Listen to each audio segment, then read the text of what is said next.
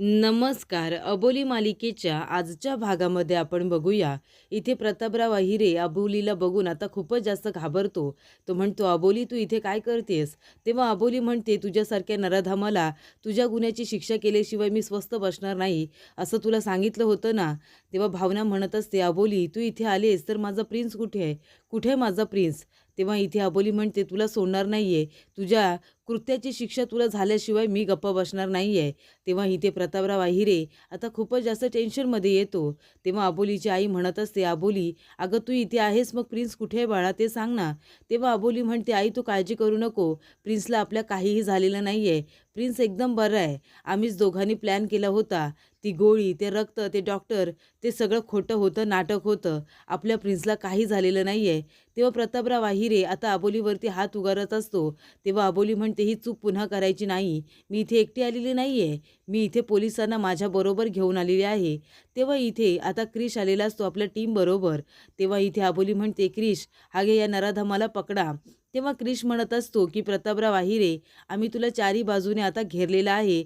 जास्त चालाकी करायची नाही. आता तुझा गुन्हा कबूल करायचा आणि स्वतःहून सरेंडर करायचं. मनवावरती अत्याचार केलेल्या गुन्ह्याखाली मी तुला इथे अरेस्ट करायला आलेलो आहे." तेव्हा इथे प्रतापराव अहिरे म्हणतात, की "मला अरेस्ट करायला आलायस तू इथे? तुला माहिती नाही का मी कोण आहे? तुझ्यासारखे पोलीस आहे ना माझ्या पायाजवळ लोळण घेतात, लोळण.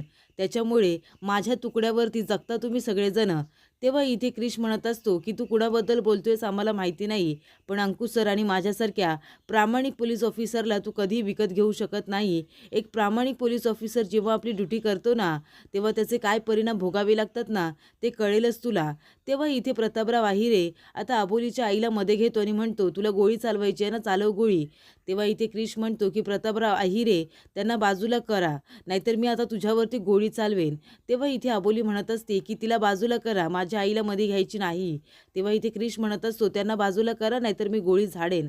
तेव्हा इथे अबोली आता आपल्या आईला बाजूला करते आणि प्रतापराव अहिरेची इथे गलफटी पकडते आणि त्याला म्हणत असते, की "जो काही गुन्हा केलायस ना, त्याची लाज बाळग. अरे, तुला लाज नाही वाटत का? एका लहान मुलीवरती, एका तरुण मुलीवरती तू अन्याय अत्याचार केलास आणि तुला काय वाटलं, तुला तुझ्या गुन्ह्याची शिक्षा मिळणार नाही? तुझ्यामुळे माझ्या भावाला जेलमध्ये जावं लागलं. त्याने जो गुन्हा केलाच नव्हता ना, त्याची शिक्षा भोगत होता तो. तुझ्यासाठी स्वतःचा जीवसुद्धा द्यायला तयार झाला होता आणि तू काय करत होतास? स्वतः गुन्हा करून घरामध्ये बसून राहिला होतास, नामनिराळा राहिला होतास. पण आता एक मुलगी तुला तुझ्या गुन्ह्याची शिक्षा देणार आणि त्याशिवाय मी स्वस्थ बसणार नाहीये. चल, चल आता माझ्याबरोबर. लोकांना सुद्धा कळू दे, की खरा नराधम कोण आहे तो." तेव्हा इथे अबोली आता त्याची गलफटी पकडत त्याला रस्त्याने ओढत ताणत नेत असते. सगळे लोकं त्याच्याकडे बघत असतात. तेव्हा इथे अबोली हार मानत नाही. आपल्या बापाची इथे गलफटी पकडून त्याला जेलपर्यंत घेऊन येते आणि मनवाच्या पायाजवळ टाकते. मनवा खूपच जास्त घाबरते. तेव्हा इथे अबोली म्हणत असते, "मनवा, बघ या माणसाला, हाच आहे तुझा खरा गुन्हेगार. यानेच तुझ्यावरती अन्याय अत्याचार केलाय. माझ्या भावाने, माझ्या प्रिन्सने नाही." तेव्हा इथे अबोली म्हणते, की "सर, हा घ्या खरा गुन्हेगार आणि टाका याला जेलमध्ये. याला आयुष्यभरासाठी आता अद्दल घडू दे." तेव्हा अबोली म्हणत असते, "सर, टाका यांना जेलमध्ये." तेव्हा इथे अंकुश म्हणत असतो, की "चल प्रतापराव अहिरे, खूपच गुन्हे केलेस ना तू आत्तापर्यंत. तुला तुझ्या गुन्ह्यांची शिक्षा आता मिळणारच. कोणीही वाचू शकणार नाहीये तुला. चल आता आतमध्ये चल." तेव्हा इथे प्रतापराव अहिरेला आता अंकुश अरेस्ट करतो. तेव्हा प्रतापराव अहिरे म्हणत असतो, की "अंकुश, तुला आणि अबोलीला याचे परिणाम भोगावे लागतील. सोडणार नाहीये मी तुला. एकदा का इथून बाहेर पडलो ना, की तुमचं आयुष्य उद्ध्वस्त करून टाकेन, कळलं तुला?" तेव्हा अंकुश म्हणत असतो, की "आयुष्य उद्ध्वस्त करण्यासाठी आधी तू इथून बाहेर तर पडायला हवंयस ना.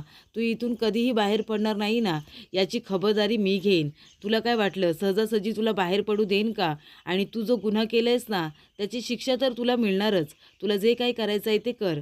तेव्हा प्रतापराव अहिरे म्हणतो, "अरे, पैशांनी सगळं काही विकत घेता येतं. तुम्हाला सुद्धा घेईन, तुम्हाला सुद्धा उद्ध्वस्त करेन." तेव्हा अंकुश म्हणत असतो, की "पैशाने सगळं काही विकत घेता येतं, पण आमचा प्रामाणिकपणा विकत घेतला जाणार नाही. कळलं तुला?" तेव्हा इथे अबोली आता खूपच जास्त इमोशनल झालेली असते. तिने आपल्या वडिलांना शिक्षाही दिलेली असते, पण ती खूप जास्त आता रडत असते. तेव्हा अंकुश येताना म्हणतो, "अबोली, काय झालं? का रडतेस तू?" तेव्हा इथे अबोली म्हणते, "सर, मला खूपच जास्त आता अपराध्यासारखं वाटतंय. खूप वाईट वाटतंय मला.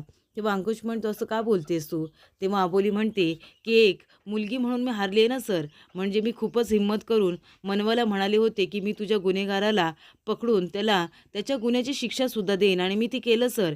मी माझं मन घट्ट करून मी प्रतापराव आहिरेला जेलमध्ये तर टाकलं, पण एक मुलगी म्हणून मी हारले सर. कारण त्यांनी मला जन्म दिला त्यांनी चूक केली मला मान्य आहे. पण तरीसुद्धा एक मुलगी म्हणून मी हारले ना सर.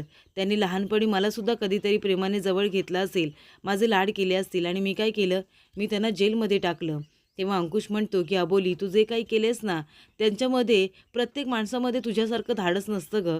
तू जे काही केलेस त्याचा मला खूप जास्त अभिमान वाटतोय आणि एवढ्यातच आपण ही लढाई जिंकलेलो नाही आहे. आता कोर्टामध्ये सुद्धा आपल्याला मनवाला न्याय मिळवून द्यायचा आहे आणि त्यासाठी सुद्धा तुला हिमतीने उभं राहायचं आहे की नाही? चल आता रडायचं नाही. तू जे काही केलंयस ते अभिमानाची गोष्ट आहे. आता चल आज जरा आराम कर." तेव्हा इथे आता प्रिन्स खूपच जास्त लाजिरवाणा झालेला असतो. त्याच्या बापाने जे कृत्य केलेलं असतं त्याची त्याला लाज वाटत असते. तेव्हा इथे आता जेव्हा मनवा त्याच्याबरोबर बोलायला जाते, तेव्हा प्रिन्स इथे हात जोडून पुन्हा एकदा तिची माफी मागत असतो आणि म्हणतो, की "मनवा, माझ्या वडिलांनी तुझ्याबरोबर जे कृत्य केले ना, त्याची मी मनापासून तुझी माफी मागतो." तेव्हा मनवा म्हणते, "अरे प्रिन्स, तू का माझी माफी मागतोयस आता? हे बघ, तू काही केलेलं नाही आहेस आणि ज्याने हा गुन्हा केलाय ना, तो आता जेलमध्ये आहे ना. प्लीज तू माझी माफी मागू नकोस. उलट मीच तुझी माफी मागते. तू इथे रंग खेळायला आला होतास आणि मी काही न बघता सरळ तुझ्यावरती आरोप केले. असे आरोप केले की तुला मी जेलमध्ये घालवलं. म्हणजे तुला रंगसुद्धा खेळता आले नाही आणि म्हणूनच मी सगळ्यांची तुमची माफी मागते.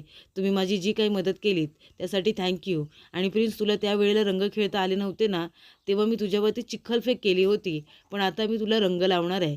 तेव्हा इथे मनवा आपल्या हाताने प्रिन्सला रंग लावते. तेव्हा अंकुश म्हणतो, की "आत्ताच आपण जिंकलेलो नाहीये मनवा. भावना आणि प्रतापराव आहिरे ही खूपच जास्त डेंजरस माणसं आहेत. हे काही करू शकतात. त्याच्यामुळे अजूनही आपण जिंकलेलो नाहीये. जे काही परिणाम आपल्याला भोगावे लागतील त्यासाठी तुलासुद्धा तयार राहायचं आहे." तेव्हा अबोली म्हणते, "पण घाबरायची गरज नाहीये. आपण सगळेजण जर असेच बरोबर असू ना, तर आपण कुठलीही लढाई सहज लढू शकतो." तेव्हा इथे काकासुद्धा येतात.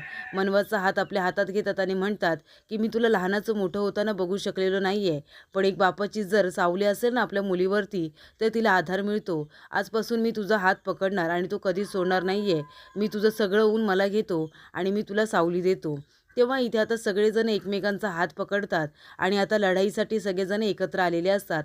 तेव्हा मनवा म्हणते, "मला अजिबात भीती वाटत नाहीये, कारण तुम्ही सगळेजण माझ्याबरोबर आहात." तर इथे भावना आणि अबोलीची आई आता प्रतापराव आहिरे याला भेटायला आलेले असतात. तेव्हा प्रतापराव म्हणतो, "आता दोघीजणी कशाला आलाय तिथे भेटायला मला? लाज नाही वाटत तुम्हाला इथे यायला? तुम्हाला दोघींना माझ्यासाठी काही करता तर आलेलं नाहीये ना? मग आता काय इथे मला अटक केल्यानंतर माझा तमाशा झालेला बघायला आलायत का?" तेव्हा प्रतापराव म्हणत असतो, "आणि माझा मुलगा तो प्रिन्स, माझा लाडका मुलगा होता ना, मग त्याने आपल्या वडिलांना जेलमध्ये टाकले. त्या अबोलीच्या नादाला लागून तो सुद्धा बदलला आणि मला जेलमध्ये टाकलं. आपलं कोण परकं कोण त्याला काहीसुद्धा कळत नाही. इथून बाहेर पडल्यानंतर त्याची कान उघडणी तर मी करेनच." तेव्हा इथे भावना म्हणत असते, "तुम्ही कशाला काळजी करताय? मी आहे ना तुमच्याबरोबर. मी प्रिन्सची बाहेर पडायची वाट बघत होते. आता तुम्हाला सुद्धा मी इथे राहू देणार नाही. बघा तुम्हाला कशी मी बाहेर काढते ते." आणि ती मनवा, ती पेशाने तेच काम करत होती ना. तिला काही एवढा फरक पडला नसेल या सगळ्याचा. आणि तुम्ही काही केलंत ना, तरीसुद्धा मला काही फरक पडत नाही. मी तुम्हाला लवकरात लवकर इथून बाहेर काढणार, असं भावना म्हणत असते. तेव्हा प्रतापराव म्हणतो, की "त्यासाठी तुला त्याच्याकडे जावं लागेल, त्याची मदत घ्यावी लागेल." तेव्हा भावना म्हणते, "मी जाईन त्याच्याकडे आणि बोलेन त्याच्याशी. त्याआधी मला काही जुने हिशेब चुकते करायचे आहेत," असं सुद्धा ती म्हणत असते. तर पुढील भागामध्ये आपण बघूया. आता भावना खांडेकराला भेटायला गेलेली असते. तिथे पूजा वगैरे चालू असते. सगळेजण खांडेकराचा विजय असो असं म्हणत असतात. त्यानंतर खांडेकर आता इथे अबोली जिथे राहत असते त्या चाळीमध्ये आलेला असतो. तेव्हा अबोली धावत पळत बाहेर येते आणि म्हणते, "खांडेकर मामा." तेव्हा इथे आता तो खास करून अबोलीला भेटायला आलेला असतो.